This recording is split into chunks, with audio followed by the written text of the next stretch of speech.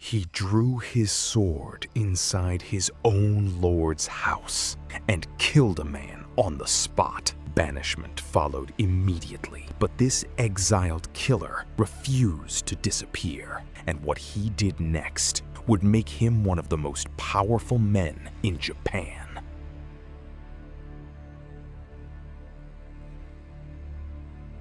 He killed a man in front of his lord. His punishment?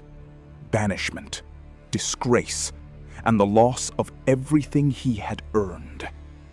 So how did that same exile become Japan's second most powerful man?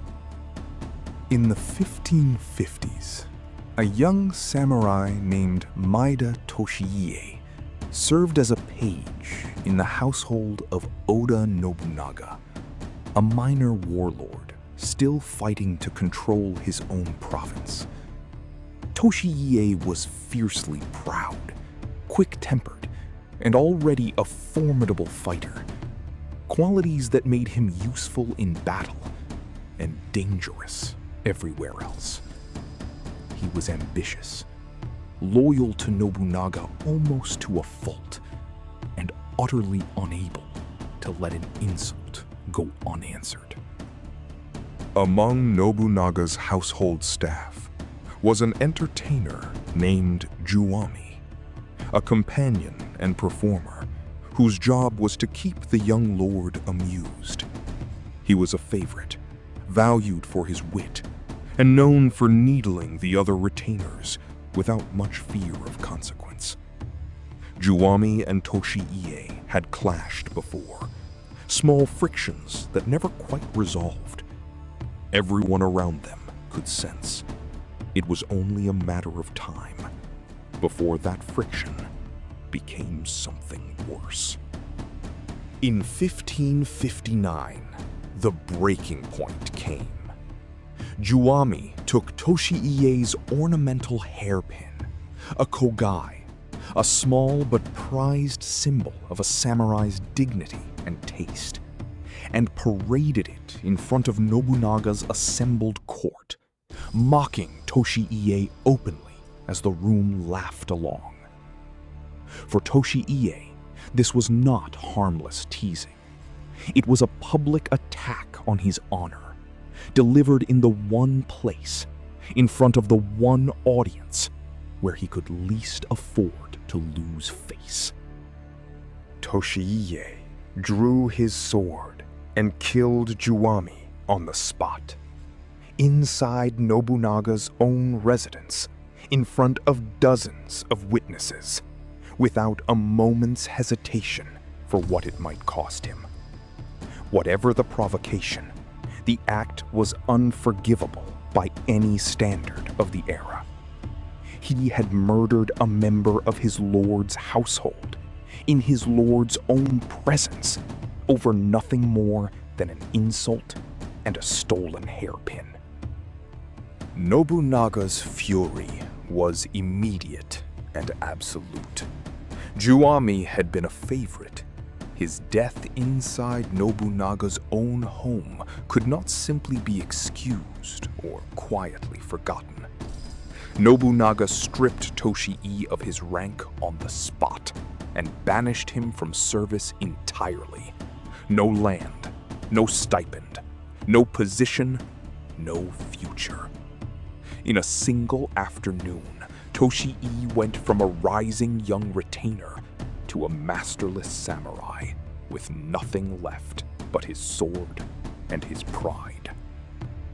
Most men in Toshiie's position would have drifted quietly into obscurity, taking whatever work a disgraced ronin could find. Toshiie did the opposite. Banished or not, he refused to simply disappear. When Nobunaga's army marched to war, Toshiie followed anyway, uninvited, unsanctioned, and unpaid, determined to keep fighting for a lord who had just thrown him out of his household.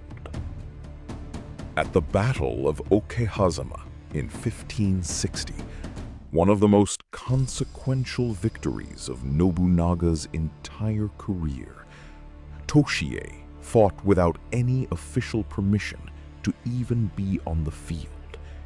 He took enemy heads in combat, the traditional proof of a samurai's valor, and presented them to Nobunaga's officers anyway. Silent evidence of loyalty from a man who technically no longer served anyone at all. For nearly 2 years, Toshiie repeated this same pattern, formally banished from the ranks, yet showing up again and again to fight and bleed for Nobunaga's cause, regardless of the cost to himself. Word of his stubborn persistence reached Nobunaga time after time. Eventually, even a lord who prized discipline above almost everything else could no longer ignore devotion that relentless. In 1561, Nobunaga formally reinstated him. Toshiie was given back his rank, his stipend, and his place among the ranks of Nobunaga's trusted retainers. Not because he had begged or groveled for forgiveness, but because he had spent 2 full years proving, battle after battle, exactly what kind of man he intended to be. From that point on, Toshiie's rise through Nobunaga's ranks was rapid and unstoppable. He became known across every battlefield as one of the deadliest spearmen in Japan, earning the nickname Yari no Mataza, Mataza of the Spear. What had once been reckless, uncontrollable temper had become disciplined, lethal skill, channeled entirely in service of the very lord who had once cast him out. When Nobunaga was killed at Honnoji in 1582, Toshiie faced an impossible choice between 2 men he owed everything to. His old comrade and former commanding officer, Shibata Katsuie, openly opposed Toyotomi Hideyoshi's bid to inherit Nobunaga's power and legacy. Toshiie owed Katsuie years of genuine friendship and shared loyalty. But Hideyoshi was already, unmistakably, winning. At the Battle of Shizugatake in 1583, the decisive clash of the Succession War, Toshiie withdrew his forces from the field rather than fully commit them to Katsuie's failing cause. Katsuie's army collapsed almost immediately without them. Whether it was calculated self-preservation or simple battlefield realism, the effect was exactly the same. Hideyoshi won decisively, and Toshiie's old friend was finished. History has never fully settled whether Toshiie's withdrawal at Shizugatake was betrayal or pure survival instinct.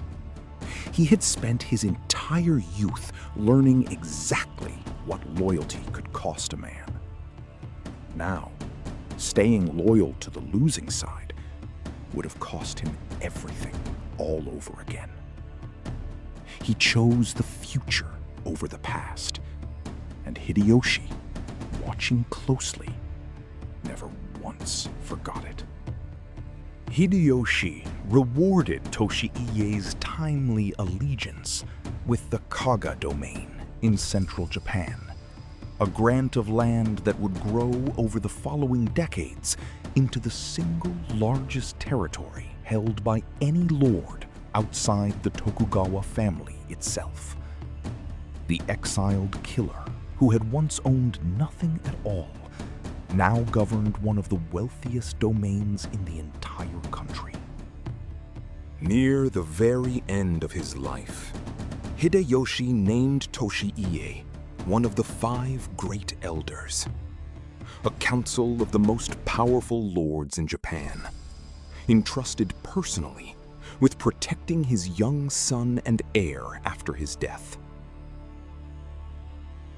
The man once banished from service for committing murder was now one of the handful of people responsible for the future of the entire Toyotomi regime. Toshiie died in 1599, only months after Hideyoshi himself passed away. With him went the last real counterweight to Tokugawa Ieyasu's growing ambition among the 5 elders. Within barely a year, the fragile peace Hideyoshi had spent his life building collapsed entirely, and Japan marched steadily toward the Battle of Sekigahara. Maeda Toshiie began his story as a disgraced killer with absolutely nothing left to lose. He ended it as the second most powerful lord in all of Japan, trusted personally with the fate of a dead ruler's empire. Very few men in Japanese history traveled that particular distance, from exile to guardian of the realm, and actually lived long enough to see it matter. Next time on Samurai Chronicles, 47 masterless samurai wait 2 years, hiding their rage before striking in the dead of night to avenge their murdered lord. It became the most famous act of loyalty in Japanese history. Coming next. If Maeda Toshie's redemption moved you, subscribe to Samurai Chronicles. New episodes every day. Sometimes the making of a legend starts with the worst mistake of a man's life.